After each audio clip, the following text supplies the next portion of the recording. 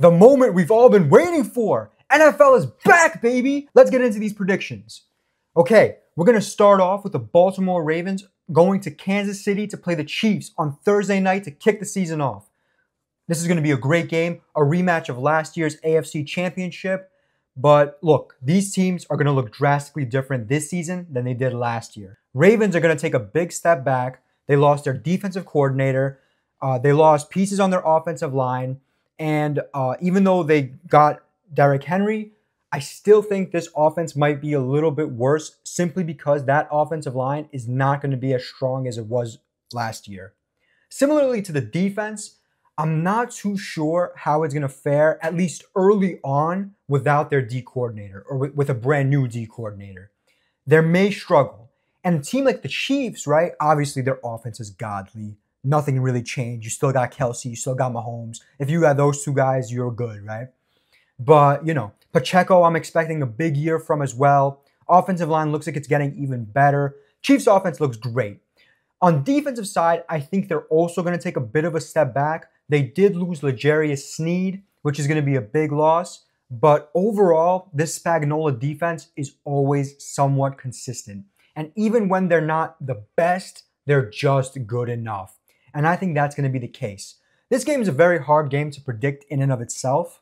I'm not going to be betting it personally unless I get a live line on one of these teams, which, they score a touchdown early. Let's say Chiefs score a touchdown early or take like a 10-point lead. I could get Ravens at a nice discounted price +7 or vice versa. Ravens take a nice little 10-0 lead. I could get the Chiefs at a +7, get some value on them. Otherwise, I'm going to stay away from this game. Realistically, if I had to pick, gun to my head, I'm going to pick the Chiefs to win and to cover, but that's simply going off the logic of the Chiefs are the Chiefs, and you don't bet against the Chiefs. Similar to how you don't bet against Brady, you do not bet against Patty Mahomes. Chiefs are going to win, Chiefs are going to cover, but I myself am not betting this game. Okay, now we move on to the next game, a Friday night special in Brazil. What a crazy-ass game. Friday night in Brazil. We got the Packers taking on the Eagles. The spread right now is -2.5. Eagles are favored. And I think that's pretty fair. However, I do think the public is going to be a bit heavier on the Eagles than they are on the Packers. I have a lot of concerns for this Eagles team. And I mean a lot of concerns. Hurts and Sirianni have drama. Clearly there is problems there. Hurts wants to lead the offense, but Sirianni wants to keep it in this system where Hurts doesn't have to do too much and rather has to play his role. And I think they're going to end up butting heads so much this season that it's going to hurt the team's performance overall. And I think this game is going to be the beginning of the end for them. That's the reality. Last year's collapse was absolutely disgusting by the Eagles. And I don't know if they're going to be able to recover from that. It's going to be very difficult. I mean, they lost so many goddamn games in the end of the season just to lose to the Buccaneers in wild card weekend badly. Look, I like the Eagles. I'm not an Eagles fan, but I like the Eagles. I don't think they're winning this game. I really don't. Packers are young, they're faster, and they're way more athletic. Losing an anchor like Jason Kelsey is going to hurt the Eagles as well. And Packers are only going to get better from last season, in my opinion. Think about the ending, right? Eagles end on such a low note, while Packers end on such a high note. Even though they ended up losing to the 49ers in the playoffs, it doesn't necessarily matter because you beat the fucking Cowboys in a massive, massive upset. So look, I think Packers are going to win this game. I think they're going to cover the spread, obviously. It's going to be close. It's going to be competitive. It might be high scoring. But as long as nobody gets kidnapped in Brazil and the Packers win, I'm going to be happy. Final pick, Packers +2.5, Packers to win straight up. Okay, now we get to the Sunday games. And we're going to start off with one of my favorites, the Cardinals at the Buffalo Bills. The spread right now is -6.5. And god damn, I'm going to say some crazy shit right now. And you guys might roast me in the comment section, but fuck it. I'm going to live with it because I guarantee it. The Cardinals are not only going to cover the 6.5, but they're going to win straight up. Yes, I said it. The Arizona Cardinals are going to beat the Buffalo Bills. I think Kyler Murray is going to have an unbelievable game. I think this defense of the Buffaloes is not that good. It's really not. They lost Micah Hyde. They lost Jordan Poyer. They lost a lot of pieces on this defense. They're getting older as it is. And I think this is going to be a bad, bad year for Buffalo. They're going to regress heavily. And I think this game is going to show how many flaws this team actually has. Cardinals are going to go out there. I think Marvin Harrison Jr. is going to show he's really that guy. And Cardinals are going to beat the Bills. Yeah. Even on the offensive side of the ball, I don't think the Bills are that good. Yeah, Josh Allen's Josh Allen. Is he a bit of a turnover machine? Kind of. Does that change the fact that this dude is a beast? Not really. But he himself cannot carry this Buffalo team. No way. He's going to struggle without a number one receiver, even a number two receiver. You lost Gabe Davis. You lost Stephon Diggs. His number one receiver is fucking Keon Coleman or the Shakir kid who had a couple flashes last year, but, he's not that good. I don't think Buffalo's winning this game. And even if they do win this game, there ain't no way in hell Cardinals don't cover. Buffalo is not beating this Cardinals team by 7 points. No fucking way. Give me the Cardinals plus 6.5 and give me the Cardinals straight up on the money line with the biggest upset of the week. Week 1 chaos. You guys know I like to say the week 1 chaos. I fucking like the Cardinals in this one. I think they're going to win and they're going to expose the fraudulent ass Baghdad Bills. Fuck the Bills. Cardinals all the way. Plus 6.5 all day. Now we got the next game on Sunday. We got the Jaguars at the Dolphins. This spread is a little low in my opinion. It's currently minus 3.5 in favor of the Dolphins. It's tough to say because obviously we all know the Dolphins offense is absolutely lethal. And I'm expecting them to carry on from last season, right? Tyreek's still the man. Jalen Waddle is super underrated. Jalen Waddle could be a top 10 receiver in the league. But the fact that he plays behind Tyreek, he does not get nearly as much recognition as he should. This guy is fucking good. Devin Acne, or whatever the fuck his name is, he's going to be a beast this year. I think he's going to be RB1 unquestionable for the Dolphins. And I think he's going to assert himself as one of a top 10, top 5 back. Definitely going to be at least top 10 in rushing. That's for sure. In terms of the Jaguars, it's going to be a little bit difficult for them to recover from the collapse last year. They had the worst. I think they ended up losing 5 of their last 6 games, missing the playoffs, fumbling the division heavy, cost me a fuck ton of money, so fuck the Jaguars. I'm always going to have hate for you because of that. And again, similar to the Eagles game, I think the Jaguars ended on such a low note that it's going to hurt them going into week 1. It's still going to be in the back of their minds how badly they collapsed. I like Trevor Lawrence. I like Dougie P.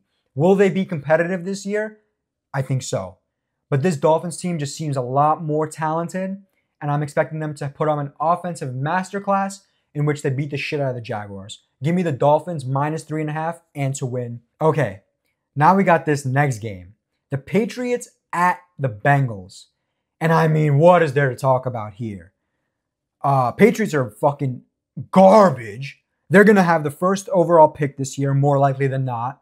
I don't see any upside with this Patriots team.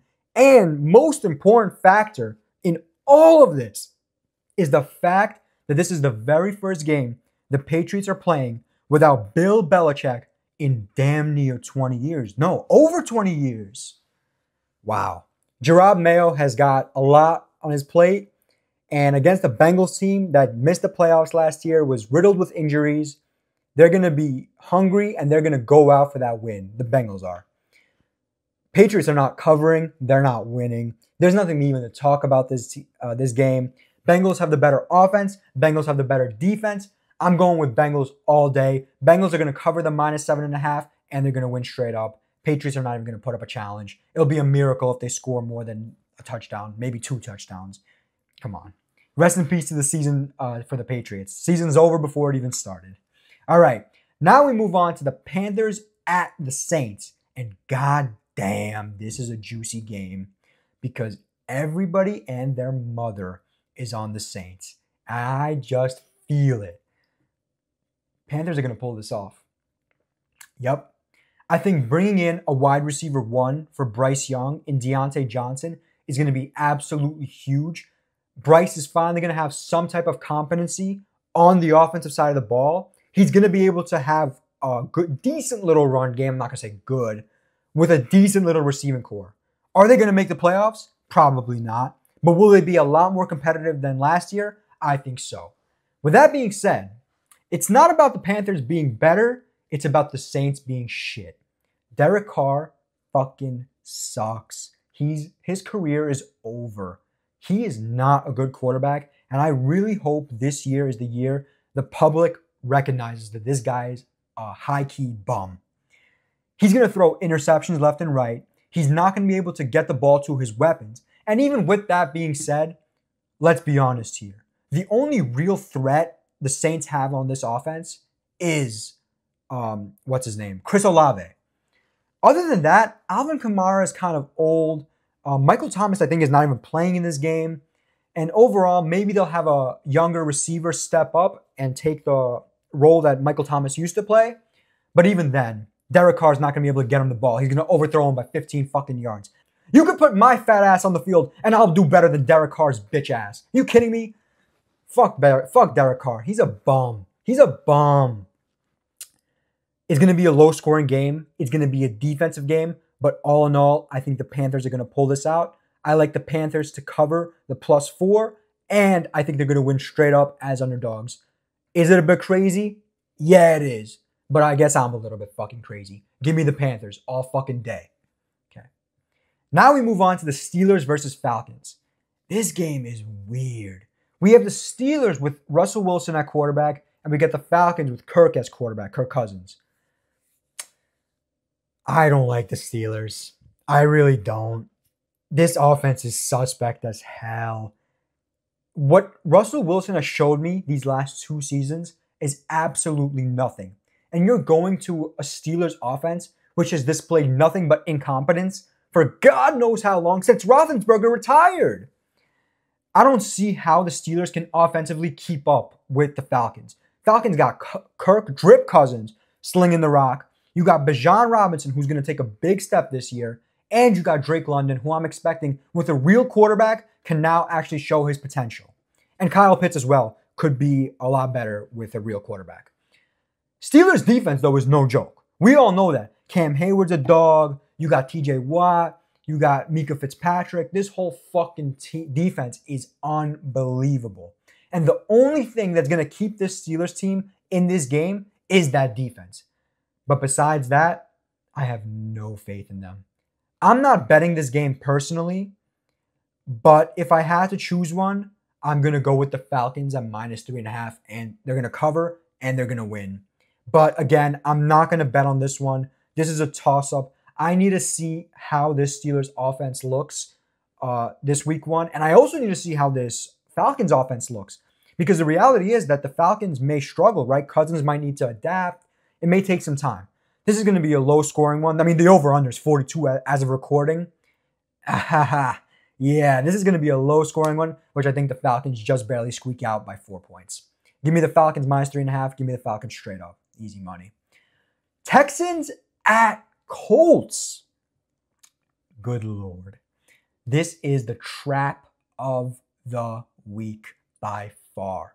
Vegas is currently laying the cheese out for all the little rats to take the cheese and get caught in the trap. And I'm not going to be a rat. I'm going to be a dog. And I'm going to take the Colts +2.5 or +3 if it actually moves up. If the line moves, take the Colts +3. You may have to take some juice on it, but it's worth it. Because if they lose by a field goal, at least you're not losing, right? Texans are better in every way possible. I am a huge CJ Stroud guy. I think he's going to be unbelievable this season. I think he's going to be the best QB besides Patrick Mahomes in the entire NFL.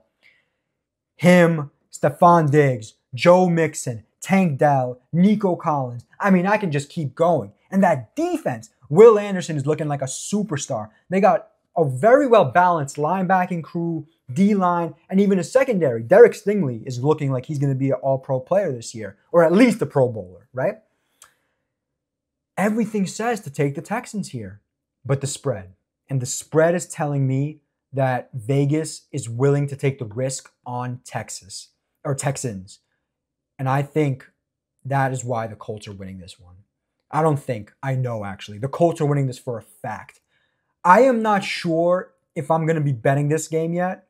You're gonna have to follow me on Instagram. I'm gonna post my full official picks on there, which I'm betting on Sunday morning because I have to see how the spread moves, how the money moves, how it's all gonna work out. But clearly, what is this telling me? Anthony Richardson is gonna do the same thing that Lamar did to the Texans in the divisional round last year. They're not going to be able to stop the dual threat quarterback, and it's going to end up being a very big, high-scoring game in which back and forth. But the Colts team, which I think a lot of people are sleeping on, right? JT is going to be a really good back this year. Michael Pittman got a new extension. He should be playing better. I got the Colts. They're going to cover the +2.5, and they're going to win straight up. I'm not betting this game as of yet. Stay tuned for my official pick on this game, and if I will be betting it, because this is a trap game, and I might just want to stay away from it altogether. But for my official pick, I'm going with the Colts to win. Okay. Now we move on to this sexy little game. Titans at Bears. And let me explain to you guys something. I'll be damned if I'm taking a fucking fruitcake as a quarterback. Hell no. This man paints his own fingernails. He paints his fingernails. You're expecting me to take a team led by a man with painted fingernails? Fuck no. Caleb is a bum. He's going to be the first transgender in NFL history. That's a guarantee. And most importantly, everybody is overrating this Bears team. Do they have a good offense? In theory, they do, right? DJ Moore is a beast. Keenan Allen is a great addition. And Rome Odunze might actually be that guy. Caleb Williams is a bust. I don't like him at all. He's too cocky. He's too fruity. There's nothing about him that appeals me to him. Nothing.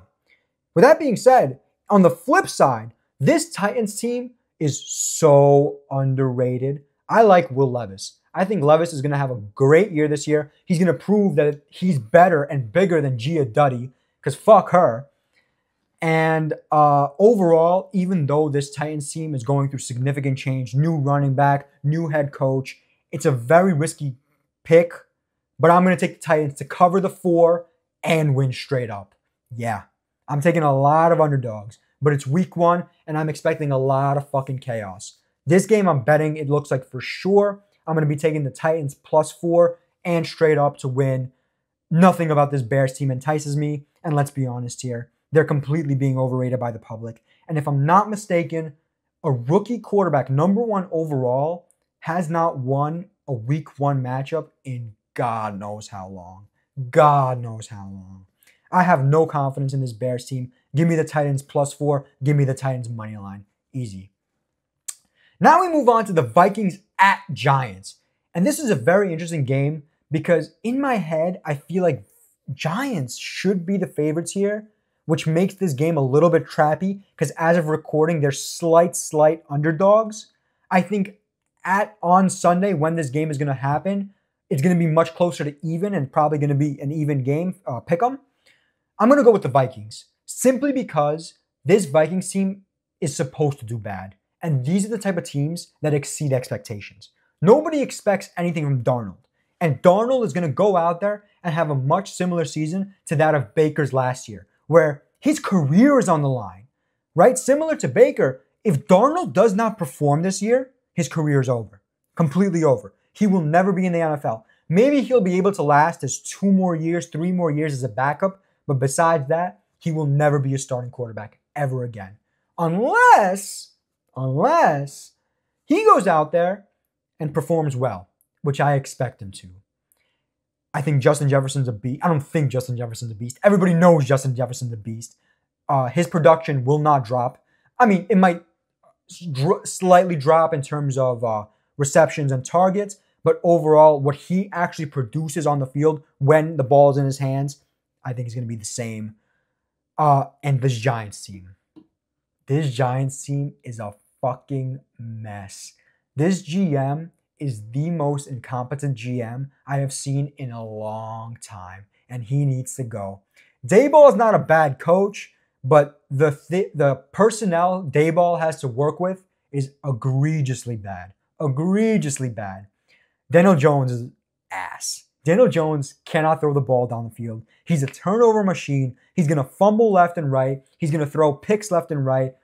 I don't see how this Giants team wins a fucking game this year. I'm joking. They're obviously going to win a game, but I have no faith in the Giants. I'm going to take the Vikings here. Even though it might be a little bit trappy, I think Darnold is going to go out there in a prove-it game, in a must-win, essentially, even though it's week 1. The pressure is going to be on him to show the world that he is a starting caliber quarterback. Let's not forget, the guy was number 3 overall pick in 2018. Number 3. He has a lot to prove because he's looking like a massive, massive bust as of this moment. Give me the Vikings to cover the spread, which is probably going to be 1. Give me the Vikings to win. I'm taking the Vikings money line. I'm probably going to be betting that as well. Again, for final picks, stay tuned on my Instagram. Okay, now we get the 4 o'clock games. Broncos at Seahawks. This game is very difficult for me to judge because on one side you have the Seahawks who have a brand new head coach. And again, this head coach is replacing Pete Carroll, who's been the head coach of the Seahawks for what, 15 years or so? It's going to be a transition period for the Seahawks. Geno, they wrote him off, but he didn't write back.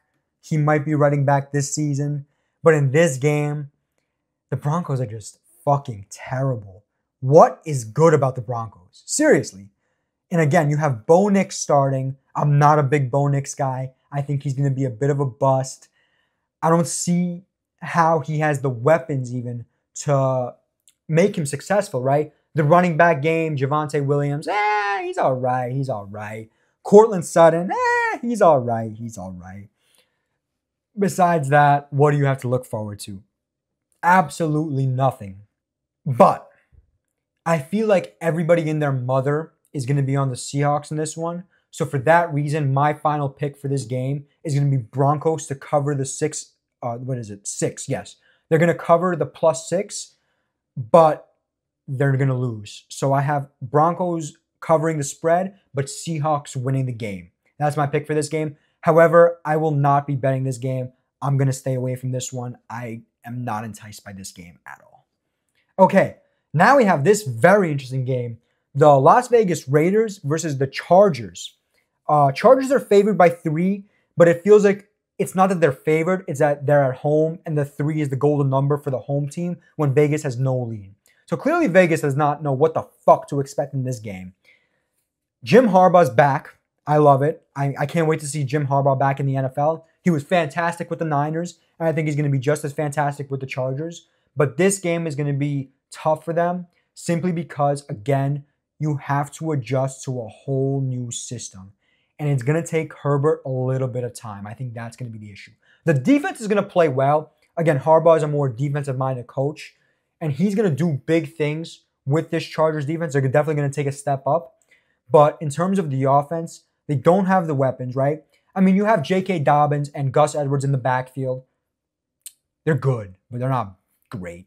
They'll get you what you need, but it's going to be more of a Herbert-centric offense with nobody to throw to. They got that fucking kid from TCU, Quentin Johnson.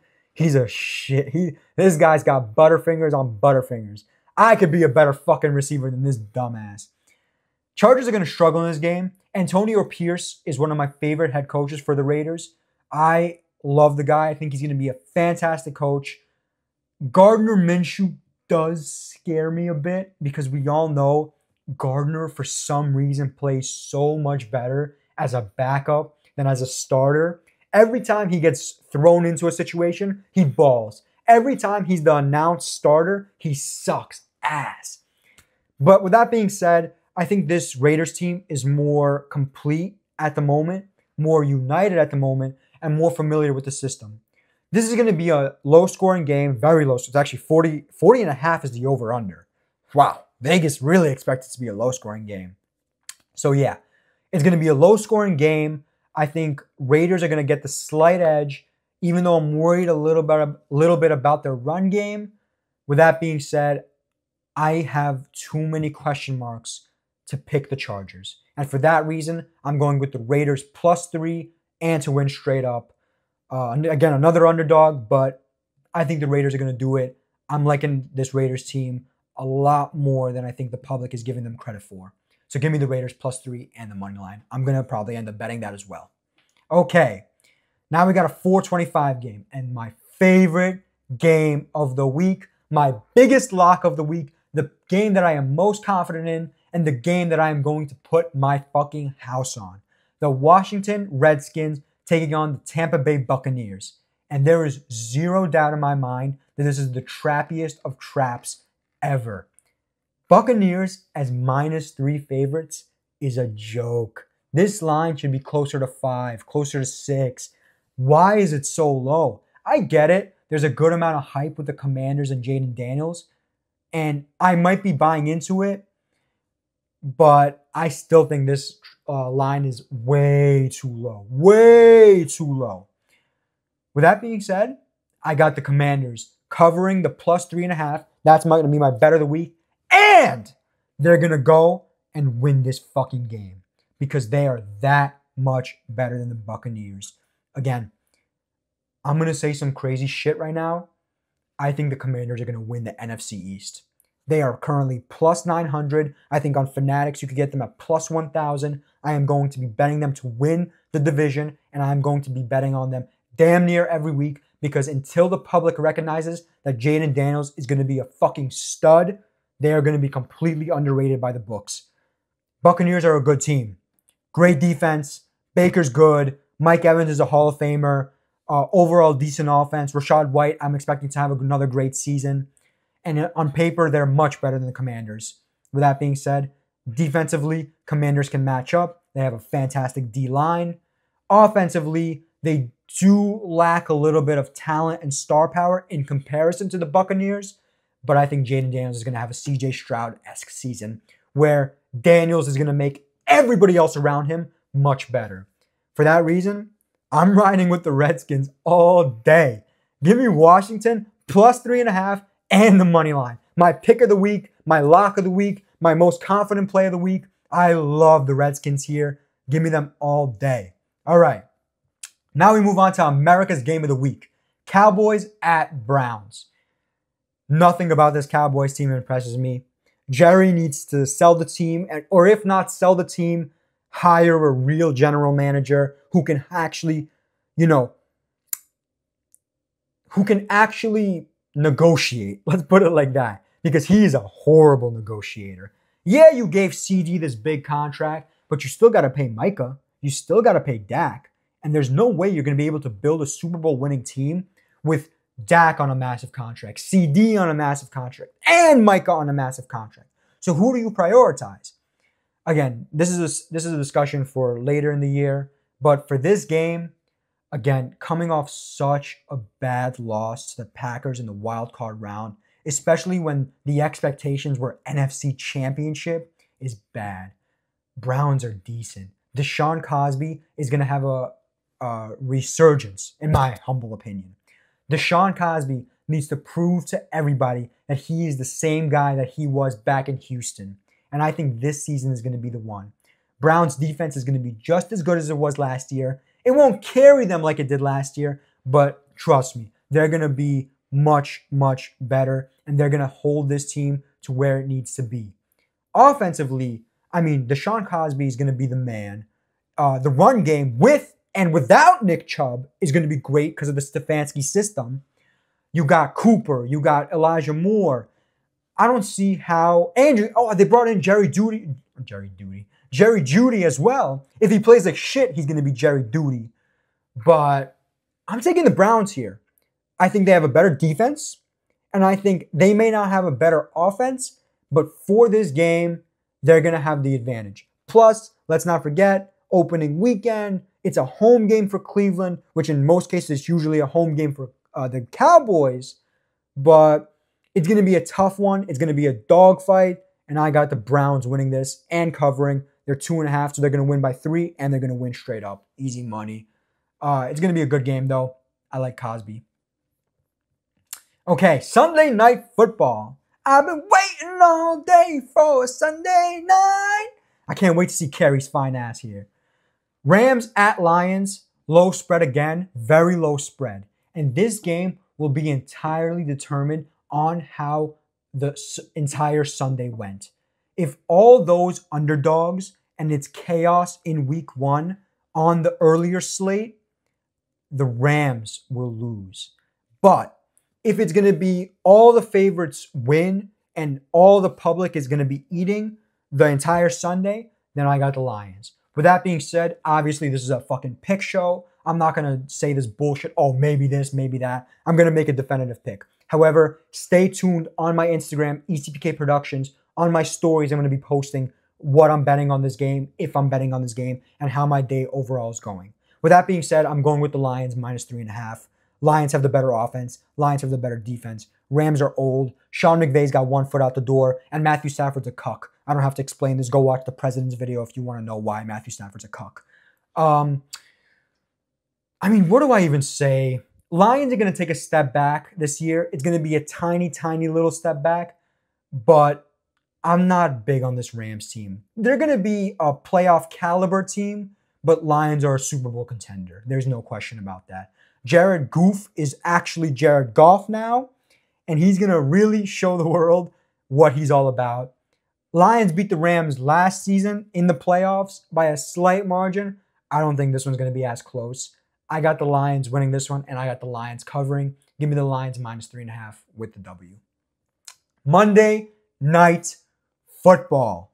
The New York Football Jets take on the San Francisco 49ers, or as Clinton would call them, the 40-miners.